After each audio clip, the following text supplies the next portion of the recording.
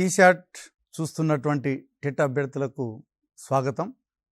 ఈరోజు మనం సోషల్ స్టడీస్లో పేపర్ 2కు సంబంధించినటువంటి విషయాలను తెలుసుకుందాం.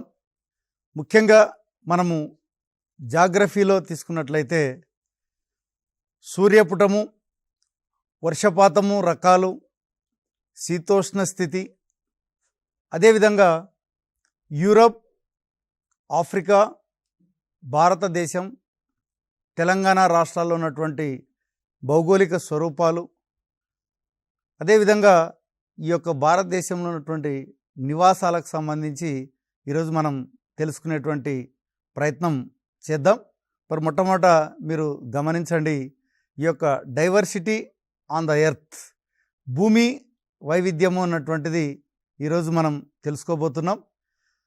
సౌరశక్తి, సూర్యపుటము, శీతోష్ణ స్థితి, వర్షపాతము రకాలు, యూరప్, ఆఫ్రికా, భారతదేశము, తెలంగాణ భౌగోళిక స్వరూపాలు, ధ్రువ ప్రాంతాలు, అదేవిధంగా నివాసాలకు సంబంధించి తెలుసుకునేటువంటి ప్రయత్నం చేద్దాం. మరి దీంట్లో మొట్టమొదట మనం తీసుకున్నట్లయితే సౌరశక్తి, సూర్యపుటం.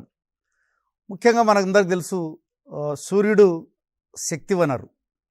మనకి సూర్యుడి నుంచి నిరంతరం కాంతి మరియు వేడి మనకి నిరంతరం మనం పొందుతూ ఉన్నాం. దీంట్లో మొట్టమొదట మనం తీసుకున్నట్లయితే సౌర వికిరణము. సౌర వికిరణం మనం తీసుకున్నట్లయితే సూర్యుని నుంచి నిరంతరం వెలువడేటువంటి శక్తిని సౌర వికిరణము అంటారు. సూర్యుని నుంచి నిరంతరం వెలువడేటువంటి శక్తిని సౌర వికిరణము అంటారు. మరి మనం ఇలాంటి డెఫినేషన్స్ కూడా మనకి టెట్లో అడగడానికి అవకాశం ఉంది. కాబట్టి మీరు డెఫినేషన్లు కూడా చూసుకోవాల్సినటువంటి అవసరం ఉంది. అట్లాగే సౌర పుటము అని చూసినట్లయితే మనకి ఏంటంటే, ఏదైతే సౌర వికిరణం భూమి ఉపరితలానికి చేరినట్లయితే దాన్ని సౌర పుటము అని పిలుస్తారు. అంటే ఇక్కడ సూర్యుడి నుంచి వెలువడేటువంటి శక్తినేమో సౌర వికిరణం అంటే, ఆ సౌర వికిరణం భూమి ఉపరితలానికి చేరినట్లయితే దాన్ని సౌర పుటము అని పిలవడం అన్నటువంటిది జరుగుతుంది. కాబట్టి ఇక్కడ మనం చూసినట్లయితే ఈ యొక్క డెఫినేషన్లను కూడా తెలుసుకోవాల్సినటువంటి అవసరం ఉంది. అట్లాగే మనకు తెలుసు, సూర్యుడు నిరంతరము శక్తిని విడుదల చేస్తూ ఉంటాడు. మరి విడుదల చేసేటువంటి శక్తి మనం చూసినట్లయితే భూమికి గ్రహించేటువంటి క్రమంలో వ్యత్యాసాలు కూడా మనం గమనించవచ్చు. మరి ఎందుకు ఈ వ్యత్యాసాలు ఉంటాయి అని మనం చూసినట్లయితే, ఈ యొక్క సూర్యకిరణాలు పడేటువంటి కోణాన్ని బట్టి వ్యత్యాసాలు ఉంటాయి. దాన్నే పతన కోణము అని పిలుస్తారు. దాన్ని పతన కోణం, యాంగిల్ ఆఫ్ ఇన్సిడెన్స్ అని పిలుస్తారు. అంటే ఇక్కడ పతన కోణం అన్నప్పుడు మనం ఏం గమనించవచ్చు, సూర్యకిరణాలు భూమధ్య రేఖ దగ్గర 90 డిగ్రీల కోణంలో పడతాయి. అదే మనకి ధ్రువాల దగ్గరకు వేయ కొలది ఏటవాలుగా పడడం అన్నటువంటిది మనం గమనిస్తూ ఉంటాం. కాబట్టి భూమధ్య రేఖ దగ్గర సూర్యకిరణాలు నిట్టనిలుగా పడతాయి కాబట్టి ఉష్ణోగ్రత చాలా ఎక్కువగా ఉంటుంది. అదే ధ్రువాల దగ్గరకు వెళ్ళే కొలది ఉష్ణోగ్రత తగ్గుతూ పోవడం అన్నటువంటిది మనం గమనిస్తున్నాం. మరి ఇదంతా కూడా దేన్ని బట్టి జరుగుతుందంటే, సూర్యకిరణాలు పడేటువంటి పతన కోణాన్ని బట్టి ఉంటుంది. మరి నెక్స్ట్ మనం చూసినట్లయితే సూర్యుడి నుంచి వెదజల్లేటువంటి శక్తి మరి నిజంగానే 100% భూమిని చేరుకుంటుందా అని మనం గమనించినట్లయితే ఇది ముమ్మాటికి చేరుకోదనే చెప్పవచ్చు. ముఖ్యంగా మొత్తం సూర్యపుటం 100% అనుకుంటే దాంట్లో సముద్రాలు, భూమి గ్రహించేది ఎంత అంటే 51% మాత్రమే గ్రహిస్తాయి. అట్లాగే మేఘాలు 3% మాత్రమే గ్రహిస్తాయి. అలాగే వాతావరణం అన్నటువంటిది 16% గ్రహిస్తుంది. కాబట్టి రేపు మనకి ఎగ్జామ్లో మొత్తం సూర్యపుటంలో ఈ యొక్క మేఘాలు గ్రహించేటువంటి వాటా ఎంత శాతం అన్నప్పుడు మరి అది 3%గా మనం చెప్పాల్సినటువంటి అవసరం ఉంది. అట్లాగే వాతావరణం గ్రహించేది ఎంత అంటే 16%, సముద్రాలు భూమి గ్రహించేది 51%. కాబట్టి ఇక్కడ మనకి ఈ యొక్క శాతాలు కూడా మీరు గుర్తుపెట్టుకోవాల్సినటువంటి అవసరం ఉంది. మరి ఇక్కడ మనం చూసినట్లయితే ఉష్ణోగ్రతను కొలిసేటువంటి మాపనం పేరు ఉష్ణమాపకం. దీన్నే థెర్మోమీటర్ అని కూడా పిలుస్తారు. మరి ఇక భూమి మీద మొట్టమొదట మనం గమనించినట్లయితే ఏంటంటే హైయెస్ట్ ఉష్ణోగ్రత ఎక్కడ నమోదైంది అని మనం గమనించినట్లయితే 1922 జూలై లిబియాలో 57.8 డిగ్రీ సెల్సియస్ హైయెస్ట్ ఉష్ణోగ్రత ఇక్కడ నమోదు కావడం అన్నటువంటిది జరిగింది. కాబట్టి భూమి మీద నమోదైనటువంటి అతి ఎక్కువ ఉష్ణోగ్రత ఎంత అంటే 57.8 డిగ్రీ సెల్సియస్. మరి అతి తక్కువ ఉష్ణోగ్రత ఎక్కడ నమోదై ఉంది అని మనం చూసినట్టయితే 1983లో జూలైలో అంటార్కిటికా ఖండంలో -89.2 డిగ్రీ సెల్సియస్ నమోదు కావడం అన్నటువంటి జరిగింది. కాబట్టి ఇది మనకు కూడా టెట్లో చాలా ఇంపార్టెంట్. ఎందుకంటే అత్యధిక ఉష్ణోగ్రత అత్యల్ప ఉష్ణోగ్రత ఎక్కడెక్కడ నమోదైనాయని అడగడానికి అవకాశం ఉంది. కాబట్టి మీరు వీటిని చూసుకోవాల్సినటువంటి అవసరం ఉంది. ఇక మనం చూసినట్లయితే మరి ఇక్కడ శీతోష్ణ స్థితి వర్షపాతంతో ముడిపడినటువంటి అంశాలు మనకి శీతోష్ణ స్థితి వాతావరణం అన్నటువంటి దాని కింద మనం చూడవచ్చు.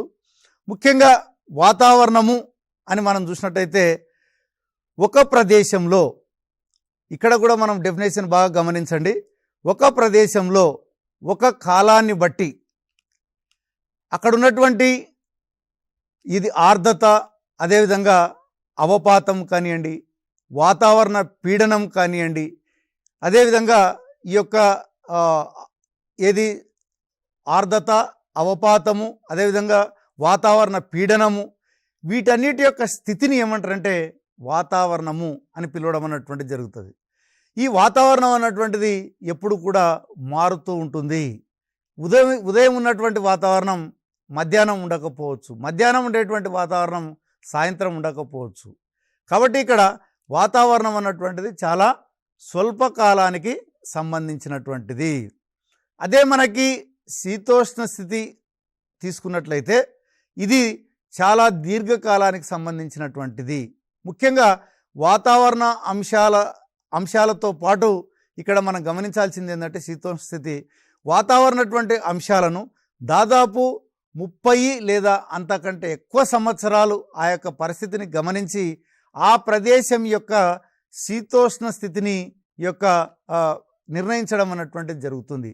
కాబట్టి శీతోష్ణ స్థితి అన్నటువంటిది చాలా దీర్ఘకాలికమైనది, వాతావరణం అన్నటువంటిది చాలా స్వల్పకాలికమైనది. కాబట్టి ఒక సంవత్సరంలో కానీ ఏదైనా మార్పులు సంభవించినాయంటే అవి తాత్కాలికమే, కానీ శీతోష్ణ స్థితిలో మార్పులు మనం చాలా దీర్ఘకాలిక సంబంధించిదిగా గుర్తుపెట్టుకోవాల్సినటువంటి అవసరం ఉంది. అందుకనే మనం శీతోష్ణ స్థితి మనం చూస్తున్నాం. భూమధ్యరేఖ ప్రాంతంలో ఉష్ణమండలం అని పిలుస్తున్నాం, అదే ధ్రువ ప్రాంతాల దగ్గర ధ్రువమండలం అని పిలుస్తున్నాం. ఎందుకు?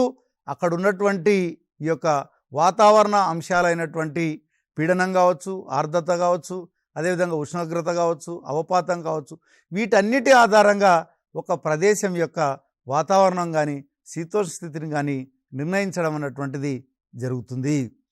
మరి ఇక్కడ మనకి చూసినట్లయితే ఈ వాతావరణంలో ఉన్నటువంటి ఉష్ణోగ్రత, వర్షపాతం, వీటన్నిటిని కొలిచేటువంటిది ఏంటంటే క్లెమోగ్రాఫ్.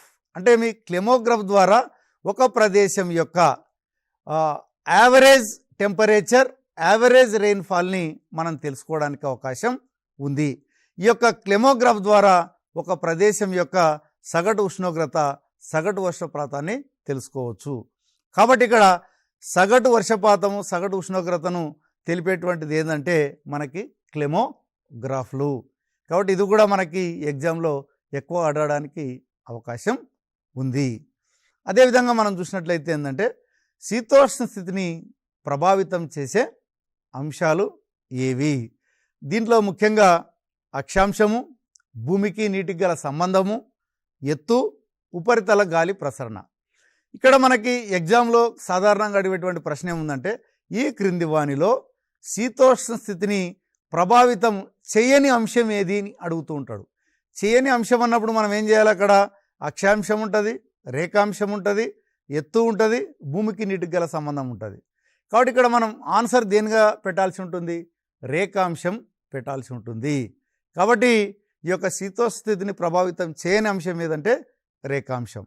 మరి శీతోష్ణ స్థితిని ప్రభావితం చేసేటువంటి అంశాలు మనం తీసుకున్నట్లయితే అక్షాంశాలు చెప్పవచ్చు. మనకు తెలుసు భూమిని రెండుగా విభజిస్తున్నటువంటి రేఖ భూమధ్య రేఖ.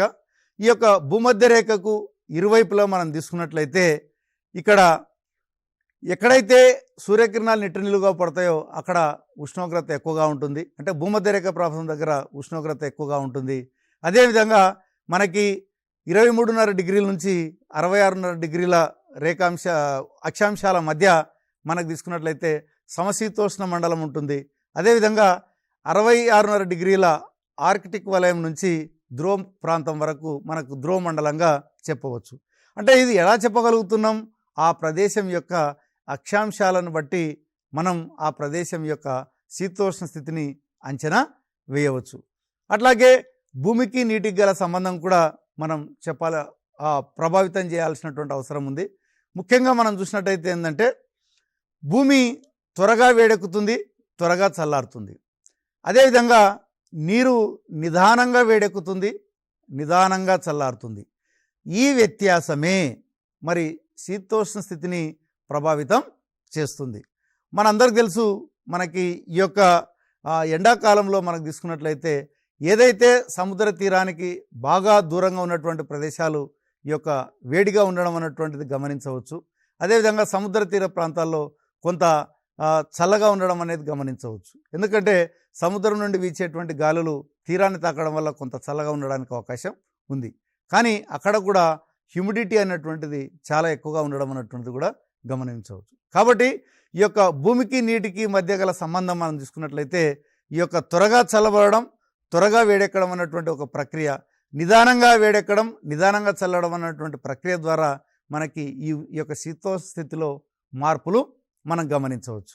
అట్లాగే ఒక ప్రదేశం యొక్క ఎత్తు కూడా శీతోష్ణ స్థితిని ప్రభావితం చేస్తుంది. మనకు తెలుసు, ఏదైతే సరే ఎత్తుకు పోయే కొలది ఉష్ణోగ్రత తగ్గుతుంది. ఎందుకు ఆ రకంగా జరుగుతుంది? చాలామందికి డౌట్ రావచ్చు. ఎప్పుడైనా సరే సూర్యుడి నుంచి వెలువడేటువంటి కిరణాల ద్వారా ఎప్పుడు వాతావరణం వేడెక్కదు. అది కేవలం భూమి వేడెక్కిన తర్వాత భూమి రిలీజ్ చేసేటువంటి భూ వికిరణం అన్నటువంటి ప్రక్రియ ద్వారా మాత్రమే ఈ యొక్క వాతావరణం అన్నటువంటిది వేడెక్కడం అన్నటువంటిది జరుగుతుంది. కాబట్టి భూమిని ఆనుకొని ఉన్నటువంటి పొరలో ఎక్కువ ఉష్ణోగ్రత ఉంటుంది, అది పైకి వెళ్ళే కొలది ఉష్ణోగ్రత తగ్గడం అన్నటువంటిది కూడా జరుగుతుంది.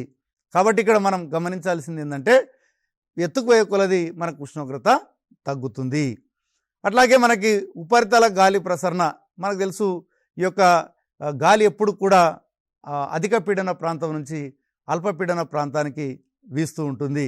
కాబట్టి ఇక్కడ పీడనంలో వ్యత్యాసాల వల్ల కూడా మనకి ఈ యొక్క శీతోష్ణ స్థితిలో కూడా మార్పులు గమనించవచ్చు. ఎక్కడైతే అధిక పీడనము ఉంటుందో అక్కడ ఈ యొక్క గాలి ఎక్కువ మటుకు వేడెక్కి పైకి వెళ్ళడం అన్నటువంటిది జరుగుతుంది. ఆ ప్లేస్ని ఆక్రమించడానికి అధిక పీడన ప్రాంతం నుంచి గాలులు వీయడం అన్నటువంటిది జరుగుతుంది. కాబట్టి ఈ రకంగా కూడా మనం చూసినట్లయితే ఈ యొక్క శీతోష్ణ స్థితిలో మార్పులు మనం గమనించవచ్చు. మరి ఇక్కడ వర్షపాతాలు కూడా మనం తీసుకున్నట్లయితే 3 రకాలైనటువంటి వర్షపాతాలు ఉన్నాయి. ముఖ్యంగా సంవహన వర్షపాతము, పర్వతీయ వర్షపాతం, దీన్నే ఓరోజెనిక్ వర్షపాతం అని కూడా పిలుస్తారు. అదేవిధంగా మూడవది చక్రీయ వర్షపాతం అంటారు. ఇది ముఖ్యంగా తుఫాను, అల్పపీడన ద్రోణి వల్ల వచ్చేటువంటి చక్రీయ వర్షపాతం. దీంట్లో సంవహన వర్షపాతం మనం గమనించినట్లయితే ముఖ్యంగా ఇది చాలా నార్మల్గా ఎండాకాలంలో జరిగేటువంటి ప్రక్రియ. ఇప్పుడు మనం గమనించినట్లయితే ఏదైతే భూ పరివేష్టిత ప్రాంతాలు ఉంటాయో ఎండాకాలంలో ఏమైతాయంటే ఎక్కువగా వేడెక్కడం అన్నటువంటిది జరుగుతుంది.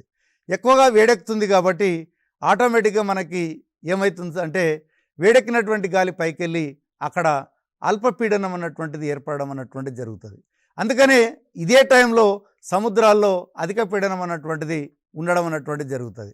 అందుకనే మనకేం జరుగుతుందంటే ఈ యొక్క ఎండాకాలం ఈ యొక్క జూన్ 1 ఆ రకంగా వచ్చేటప్పటికి మన భారతదేశానికి మనం చూస్తున్నాం, ఈ యొక్క హిందూ మహాసముద్రం నుండి ఈ యొక్క పవనాలు మనకి ఈ యొక్క అరేబియా సముద్రం గుండా ఒక శాఖ, అదేవిధంగా బంగాళాఖాతం గుండా ఒక శాఖ భారతదేశంలోనికి ప్రవేశించి మనకి వర్షపాతం ఇవ్వడం అన్నటువంటిది జరుగుతుంది. మనం దీన్నే సంవహన వర్షపాతం అని కూడా పిలుస్తున్నాం. ఇది ఎట్లా ఏర్పడిందంటే ఈ యొక్క ఏదైతే భూపరివేష్టిత ప్రాంతం ఉంటుందో అక్కడ ఎక్కువ ఉష్ణోగ్రత ఉండడం వల్ల, అక్కడ అల్పపీడన ప్రాంతం ఏర్పడడం వల్ల ఈ వర్షపాతం కురవడం అన్నటువంటిది జరుగుతుంది. అదేవిధంగా పర్వతీయ వర్షపాతం తీసుకున్నట్లయితే మనకు ముఖ్యంగా ఈ యొక్క పవనాలు పయనించేటువంటి మార్గంలో పర్వతాలు అడ్డు వచ్చినట్లయితే ఆటోమేటిక్గా అక్కడ ఏమవుతుందంటే మనకి ఆ నీటి ఆవిరితో కూడినటువంటి పవనాలు అడ్డు వచ్చినప్పుడు అవి పైకి లేచినప్పుడు ఏమవుతుందంటే ఈ యొక్క ద్రవీభవన స్థానం అన్నటువంటి కోల్పోయి ఆటోమేటిక్గా అవి అక్కడ వర్షం కురవడం అన్నటువంటిది జరుగుతుంది. మనకి పర్వతాలకి అటువైపు ఉన్నటువంటి ప్రాంతాన్ని ఏమని పిలుస్తారంటే వర్షక్షయ ప్రాంతము అని పిలుస్తారు. అంటే అక్కడ వర్షపాతం చాలా తక్కువగా పడడం అన్నటువంటిది జరుగుతుంది. అందుకే మీరు గమనించవచ్చు, మనకి ఆరావళి పర్వతాల యొక్క వర్షక్షయ ప్రాంతమే మనం తార్ ఎడారిగా పిలవడం అన్నటువంటిది జరుగుతూ ఉంది. ఇక మూడవది తీసుకున్నట్లయితే చక్రీయ వర్షపాతం. మనం చూసుకున్నట్లయితే ఇది తుఫాన్ లేదా అల్పపీడన ద్రోణి వల్ల ఏర్పడుతుంది. ముఖ్యంగా కైక్లోన్ అనేటువంటి గ్రీకు పదం నుంచి సైక్లోన్ అనేటువంటి ఇంగ్లీష్ పదం రావడం అన్నటువంటిది జరిగింది. సైక్లోన్ అంటే మనకు తెలుసు తుఫాన్ అని అర్థం. ముఖ్యంగా చక్రీయ వర్షపాతం అన్నటువంటిది గమనించినట్లయితే మొత్తం 4 వైపుల నుంచి కూడా గాలి కేంద్రం వైపుకు వీచినప్పుడు ఆ యొక్క ఒత్తిడికి అవి రౌండ్గా తిరగడం వల్ల మనకి అల్పపీడన ద్రోణి అన్నటువంటిది రెగ్యులర్గా మనం టీవీల్లో చూస్తుంటాం. బంగాళాఖాతంలో ఏర్పడినటువంటి అల్పపీడన ద్రోణి వల్ల ఇప్పుడు తుఫాను గంటకి 8 కిలోమీటర్ల వేగంతో వీసి ఈదురుగాలులతో కూడినటువంటి వర్షాలు పడవచ్చు అని చెప్పి మనకి వాతావరణ శాఖ వాళ్ళు ఎప్పుడు కూడా చెప్తూ ఉంటారు. కాబట్టి ఇక్కడ మనకి ఏంటంటే ఈ యొక్క వర్షపాతాలకు సంబంధించి కూడా అడగడానికి అవకాశం ఉంది. ముఖ్యంగా ఏదైతే పర్వతాలకు సంబంధించి తీసుకున్నట్లయితే ఆరావళి పర్వతాల వర్షక్షయ ప్రాంతం ఏది అన్నప్పుడు మనకి ఈ యొక్క తార్ ఎడారిగా మనం చెప్పడానికి అవకాశం ఉంది. ఇక నెక్స్ట్ మనం తీసుకున్నట్లయితే ముఖ్యంగా మనకి ఈ యొక్క సిలబస్లో తీసుకున్నట్లయితే ఏంటంటే యూరప్, ఆఫ్రికా, భారతదేశం, తెలంగాణ యొక్క భౌగోళిక స్వరూపాల గురించి మనకి ఒక సిలబస్లో ఉంది. కాబట్టి మరి ఒక్కొక్కటి మనకు సపరేట్ కాకుండా ఒక కంపారిటివ్ మోడ్లో దీన్ని డిస్కస్ చేసినట్లయితే మీకు ఈజీగా అవగాహన అవుతుంది అన్నటువంటి ఉద్దేశంతో ఈ టేబుల్ని ప్రిపేర్ చేయడం అన్నటువంటిది జరిగింది. ఒకసారి టేబుల్ని తెర మీద గమనించండి.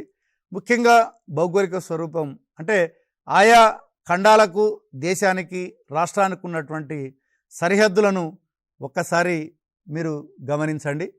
ముఖ్యంగా తీసుకున్నట్లయితే యూరప్ ఖండం యొక్క సరిహద్దులు తూర్పున యూరల్ పర్వతాలు, పడమర అట్లాంటిక్ మహాసముద్రం, ఉత్తరాన ఆర్కిటిక్ మహాసముద్రం, దక్షిణాన మధ్యధరా సముద్రం యూరప్కి ఇళ్ళలుగా ఉండడం అన్నటువంటిది మనం గమనించవచ్చు. మరి అదే టైంలో యూరప్కి కింద ఉన్నటువంటి ఆఫ్రికా ఖండం మనం గమనించినట్లయితే మనకి తూర్పున ఎర్ర సముద్రం అన్నటువంటిది చూడవచ్చు, పడమర అట్లాంటిక్ మహాసముద్రం, అదేవిధంగా ఉత్తరాన మధ్యధరా సముద్రం, దక్షిణాన దక్షిణ మహాసముద్రం. అంటే ఇక్కడ మనం యూరప్, ఆఫ్రికా ఖండాల గురించి కూడా ఎందుకు తెలుసుకోవాలంటే మనకు ముఖ్యంగా 7వ తరగతిలో ఈ 2 పాఠాలకు సంబంధించినటువంటి సమాచారం క్లియర్గా ఇవ్వడం అన్నటువంటిది కూడా జరిగింది. మరి దీనికి భారతదేశానికి సంబంధించి మనం తీసుకున్నట్లయితే తూర్పున చైనా, మయన్మార్, అదేవిధంగా పడమర అరేబియా సముద్రం, ఉత్తరాన హిమాలయ పర్వతాలు, దక్షిణాన హిందూ మహాసముద్రం అన్నటువంటిది మనం చెప్పవచ్చు. మరి మన తెలంగాణ రాష్ట్రానికి తీసుకున్నట్లయితే తూర్పున ఆంధ్రప్రదేశ్, అదేవిధంగా పడమర కర్ణాటక, అదేవిధంగా ఉత్తరం మహారాష్ట్ర, అదేవిధంగా ఛత్తీస్గఢ్, దక్షిణాన ఆంధ్రప్రదేశ్. అంటే ఇక్కడ ఆంధ్రప్రదేశ్ మనకి 2 సరిహద్దులుగా ఉండడం అన్నటువంటిది మనం గమనించవచ్చు. సో ఇక్కడ మనం ప్రధానంగా దీన్ని కూడా మనం ఎందుకు చర్చించాలంటే మీకు ఎగ్జామ్లో కూడా పర్టికులర్గా ఒక్కొక్కసారి ఏం చేస్తారంటే ఒక ఖండం ఇచ్చి ఆ ఖండానికి సంబంధించి ఉత్తర వైపున ఉన్నటువంటి సరిహద్దు ఏదైనా అడగడానికి అవకాశం ఉంది. అదేవిధంగా తెలంగాణ రాష్ట్రం ఇచ్చి దక్షిణ వైపు ఉన్నటువంటి సరిహద్దు రాష్ట్రం ఏది అని అడగడానికి అవకాశం ఉంది. అదేవిధంగా భారతదేశ పటం ఇచ్చి మనకి ఈ యొక్క తూర్పు వైపున ఉన్నటువంటి దేశాలు ఏవి అని అడగడానికి అవకాశం ఉంది. కాబట్టి ఇక్కడ మనము ఏదైతే సిలబస్లో ఇచ్చినటువంటి ఖండాలు, అదేవిధంగా దేశము, రాష్ట్రానికి సంబంధించి మీరు ఈ యొక్క సరిహద్దులు ఖచ్చితంగా గుర్తుపెట్టుకోవాల్సినటువంటి అవసరం ఉంది. అందుకనే ఒక్కపారి ఈ యొక్క టేబుల్కి సంబంధించి మీరు కంపారిటివ్గా ఒక్కసారి చూసుకున్నట్లయితే డెఫినెట్గా మీకు ఈజీగా గుర్తుండడానికి అవకాశం అనేటువంటిది ఉంది. కాబట్టి మీరు దీన్ని గుర్తుపెట్టుకోవాలి. నెక్స్ట్ మనం తీసుకున్నట్లయితే ఈ యొక్క నదులకు సంబంధించి మరి యూరప్ ఖండంలో ఏ ఏ నదులు ఉన్నాయి, అదేవిధంగా ఆఫ్రికాలో ఏ నదులు ఉన్నాయి, భారతదేశంలో ఏ నదులు ఉన్నాయి, తెలంగాణలో ఏ నదులు ప్రవహిస్తున్నాయి అనేటువంటిది ఒకసారి మనం గమనించినట్లయితే ముఖ్యంగా యూరోప్లో ప్రవహించేటువంటి నదుల పరంగా తీసుకున్నట్లయితే ఇక్కడ సైన్, అదేవిధంగా రైన్ నది, వోల్గా నది, నైపర్ నది, పో నది, డాన్, ఇవి యూరోప్లో ప్రవహించేటువంటి నదులే.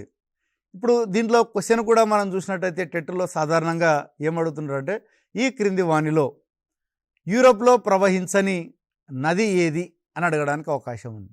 అంటే మనకి యూరోప్లో ప్రవహించేటువంటి నది ఏదని తెలిస్తే తప్ప మనకి ప్రవహించని నది ఏదన్నటువంటిది మనకు తెలియదు. సపోజ్ ఇప్పుడు నైజర్ అని ఇచ్చినాడు అనుకోండి, ఆటోమేటిక్గా అప్పుడు మనం నైజర్ అన్నటువంటిది యూరోప్లో ప్రవహించని నదిగా మనం గుర్తుపెట్టుకోవాల్సినటువంటి అవసరం ఉంది. కాబట్టి ఇక్కడ మనం సైన్, రైన్, వోల్గా, నైపర్, పో, డాన్ అన్నటువంటివి యూరోప్లో ప్రవహించేటువంటి నదులు.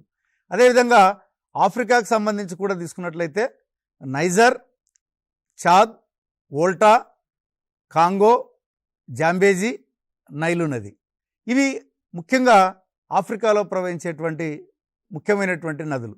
ఇక్కడ కూడా సేమ్ క్వశ్చన్ అడగడానికి అవకాశం ఉంది. అందుకనే నదులు ఏ ఖండంలో ఏవి ప్రవహిస్తున్నాయనేటువంటిది కూడా మనకి తెలియాల్సినటువంటి అవసరం ఉంది. ఆఫ్రికాలో ప్రవహించే నది ఏది అని అడగడానికి అవకాశం ఉంది. మనకు చాద్ అని ఇచ్చినాడు అనుకోండి, మనకు మిగతా అన్నీ కూడా యూరోప్ ఖండంలోని ఇవ్వచ్చు, లేదంటే మన భారతదేశంలోని కూడా ఇవ్వచ్చు.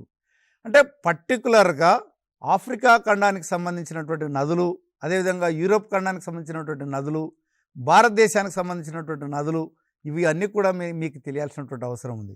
మరి మన భారతదేశం యొక్క నదులు తీసుకున్నట్లయితే మనందరికీ తెలుసు, ప్రధానంగా గంగా, సింధు, బ్రహ్మపుత్ర, గోదావరి, కృష్ణ, ఇవి మహానది, ఇవి ప్రధానంగా మనకి ముఖ్యమైనటువంటి నదులు.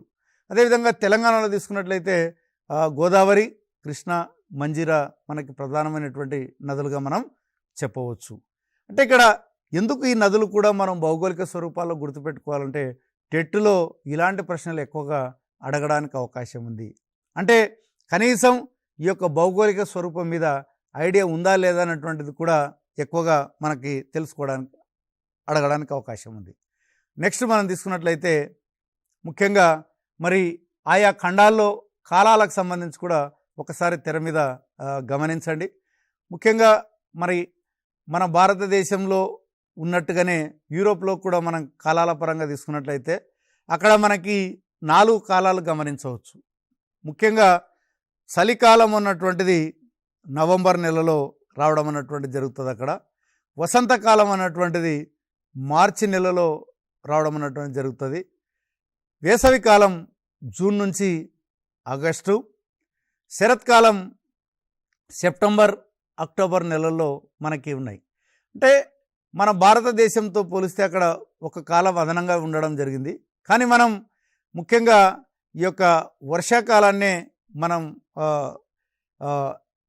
ఇక్కడ యూరోప్లో తీసుకున్నట్లయితే మనకి ఏది వేసవి కాలము, శరత్కాలం కలిసి మనం ఏం చేస్తున్నామంటే వర్షాకాలంగా పిలుచడం అన్నటువంటిది జరుగుతుంది. మన దగ్గర మనం చలికాలము అన్నప్పుడు మనం నవంబర్, డిసెంబర్, జనవరి, ఫిబ్రవరి వరకు మనం తీసుకోవడం అన్నటువంటిది జరుగుతుంది. అదే మనం వేసవికాలం ఉన్నప్పుడు మార్చ్, ఏప్రిల్, మే అదే వేసవికాలంగా తీసుకుంటున్నాం. అదే మనం వర్షాకాలంకి వచ్చేటప్పటికి ఏంటంటే ఇక్కడ కూడా మనం జూన్ నుంచి సెప్టెంబర్ ఏమో మనకి నైరుతి ఋతుపవన కాలం అని చెప్తున్నాం. అదేవిధంగా ఈ యొక్క అక్టోబర్, నవంబర్కి వచ్చేటప్పటికి ఏంటంటే ఈ యొక్క ఈశాన్య ఋతుపవన కాలం అని చెప్పడం అన్నటువంటిది జరుగుతుంది. కాబట్టి ఇక్కడ ప్రధానంగా కాలాల పరంగా తీసుకున్నట్లయితే యూరోప్లో 4 కాలాలు చెప్పవచ్చు, మన భారతదేశంలో 3 కాలాలుగా మనం చెప్పవచ్చు. ఇదే పరిస్థితి మన తెలంగాణ కూడా వర్తించడం అన్నటువంటిది జరుగుతుంది.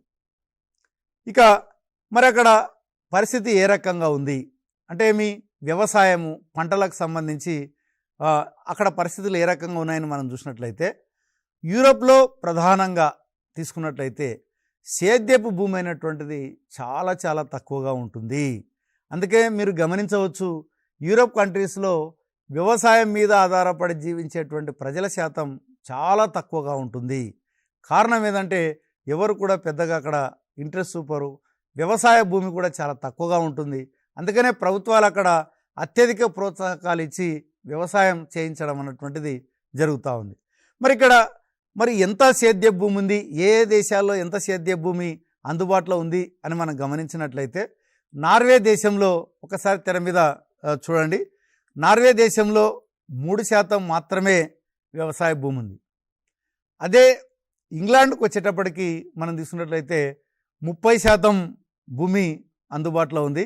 జర్మనీలో మనకి 40% అందుబాటులో ఉంది. అదేవిధంగా ఇక్కడ హాలాండ్ దేశంలో మాత్రం వాళ్ళకి అసలు భూమి అందుబాటులో లేకపోతే వాళ్ళు ఏం చేసినారంటే సముద్రంలో ఏదైతే వెనుకకు వచ్చే జలాలు ఉంటాయి కదా, అక్కడ వాళ్ళు గోడలు కట్టేసి నీళ్లు రాకుండాగా వాళ్ళు ఏం చేస్తున్నారంటే ఆ వాటర్ని వెనక్కి పంపించి ఆ ప్రదేశంలో వాళ్ళు వ్యవసాయం చేస్తున్నారు. దాన్నే ఫోల్డర్ అన్నటువంటి దాంతో పిలుస్తున్నారు. వాళ్ళు ప్రధానంగా బార్లీ, ఓట్స్, రై అనేటువంటి పంటలు పండిస్తున్నారు. ఆఫ్రికాలో కోకో, రబ్బర్, పామాయిల్ అన్నటువంటిది ఆఫ్రికాలో పండిస్తున్నారు. భారతదేశంకి వచ్చేటప్పటికి మనకి వ్యవసాయ భూమి 55% ఉంది. అదేవిధంగా మనం గోధుమ, వరి పండిస్తున్నాం. తెలంగాణకు వచ్చేటప్పటికి మనం ఈ యొక్క వరి, మొక్కజొన్న ఎక్కువగా పండించడం అనేటువంటిది జరుగుతుంది. మరి ఇక్కడ నివాసాల పరంగా తీసుకున్నట్లయితే మరి హైదరాబాద్ లాంటి చూస్తున్నాం మనం. పెద్ద పెద్ద నగరాలు ఈ మధ్య కాలంలో భారతదేశంలో పెరిగిపోతూ ఉన్నాయి. ముఖ్యంగా దీనికి ఒక విభజన అన్నటువంటిది ఉంది. అంటే ఏ నగరానికి ఎంత విభజన ఉందనేది ఒకసారి మీరు తెర మీద గమనించండి. మహానగరాలని వేటిని పిలుస్తారంటే మనకి 1 కోటి జనాభా పైన ఉంటే వాటిని మహానగరాలని పిలుస్తారు. ముఖ్యంగా మనం చూసుకున్నట్లయితే ఢిల్లీ కావచ్చు, ముంబై కావచ్చు, కోల్కతా, ఇవి 1 కోటి పైన ఉన్నటువంటి నగరాలు. మెట్రోపాలిటన్ నగరాలు అన్నప్పుడు 10 లక్షల నుంచి 1 కోటి మధ్య ఉన్నటువంటి జనాభా ఉంటే దాన్ని మెట్రోపాలిటన్, అంటే చెన్నై కావచ్చు, హైదరాబాదు, ఇవన్నీ కూడా మెట్రోపాలిటన్ సిటీస్ అని పిలుస్తారు. క్లాస్ 1 నగరాలు అన్నటువంటిది 1 లక్ష నుంచి 10 లక్షల మధ్య జనాభా ఉంటే వాటిని క్లాస్ 1 నగరాలు అని పిలుస్తారు. పట్టణాలు తీసుకున్నట్లయితే 5,000 నుంచి 1 లక్ష జనాభా ఉంటే వాటిని పట్టణాలు అని పిలుస్తారు. రెవెన్యూ గ్రామాలంటే ఒక నిర్దిష్ట సరిహద్దులు కలిగినటువంటి గ్రామాలని రెవెన్యూ గ్రామాలుగా పిలవడం అన్నటువంటిది జరుగుతుంది. మరి వీటి గురించి కూడా మనం ఎందుకు తెలుసుకోవాలంటే ముఖ్యంగా ఎగ్జామ్లో దీని మీద డెఫినెట్గా ఒక బిట్ రావడానికి అవకాశం ఉంది. ముఖ్యంగా ఎందుకంటే ఎంత జనాభా ఉంటే మనకి ఏ నగరంగా పిలుస్తారన్నటువంటిది మీరు టెక్స్ట్ బుక్లో కూడా మంచిగా పట్టిక రూపంలో ఇవ్వడం అన్నటువంటిది జరిగింది. మీరు దాన్ని చూసుకున్నట్లయితే మరి డెఫినెట్గా ఒక బిట్టు సాధించడానికి అవకాశం ఉంది. కాబట్టి ఇక్కడ నగరాలంటే ఏమి, మహానగరాలు, అదేవిధంగా మెట్రోపాలిటన్ నగరం ఏంది, పట్టణం ఏంది అన్నటువంటిది కూడా మరి ఎంత జనాభా ఉండాలన్నటువంటిది మీరు ఒకసారి చూసుకోవాల్సినటువంటి అవసరం ఉంది. నెక్స్ట్ మనకి ఈ యొక్క విమానాశ్రయ నగరాలు కూడా మనకి అతి ముఖ్యమైనటువంటివే. దీంట్లో మనం చూసినట్టయితే ముఖ్యంగా మనకి అంతర్జాతీయ విమానాశ్రయాలుగా మనం పిలుస్తూ ఉంటాం. మన దగ్గర తీసుకున్నట్లయితే కెంపగౌడ అంతర్జాతీయ విమానాశ్రయం ఎక్కడ ఉంది అని అడగడానికి అవకాశం ఉంది. అంటే మనం ఈ యొక్క బెంగళూరు అన్నటువంటిది చెప్పవచ్చు. అట్లాగే ఇందిరాగాంధీ అంతర్జాతీయ విమానాశ్రయం ఎక్కడ ఉంది? న్యూఢిల్లీలో ఉంది. అదేవిధంగా ఈ యొక్క రాజీవ్ గాంధీ అంతర్జాతీయ విమానాశ్రయం ఎక్కడ ఉందంటే మనకి శంషాబాద్, ఈ యొక్క హైదరాబాద్ అని చెప్పవచ్చు. అంటే ముఖ్యంగా టెక్స్ట్ బుక్లో మనకి కెంపెగౌడ, ఇందిరాగాంధీ, అదేవిధంగా రాజీవ్ గాంధీ అంతర్జాతీయ విమానాశ్రయాలు ఎక్కడ ఉన్నాయని మాత్రమే ఇవ్వడం జరిగింది. కాబట్టి మీరు ఆ మాత్రం గుర్తుపెట్టుకుంటే సరిపోతుంది. మరి అంతర్జాతీయంగా కూడా మనం తీసుకున్నట్లయితే ముఖ్యంగా సువర్ణ భూమి అంతర్జాతీయ విమానాశ్రయం అని మన ఏ విమానాశ్రయాన్ని పిలుస్తారంటే బ్యాంకాక్లో ఉన్నటువంటి విమానాశ్రయాన్ని పిలుస్తారు. ఇది థాయిలాండ్ దేశంలో ఉంది. అదేవిధంగా దుబాయ్ అంతర్జాతీయ విమానాశ్రయం అనేటువంటిది దుబాయ్లో ఉంది. అది యునైటెడ్ అరబ్ ఎమిరేట్స్ అనిగా పిలుస్తారు. అట్లాగే మనకి కైరో అంతర్జాతీయ విమానాశ్రయం, కైరో అన్నప్పుడు ఇది ఈజిప్ట్ దేశంలో ఉంది.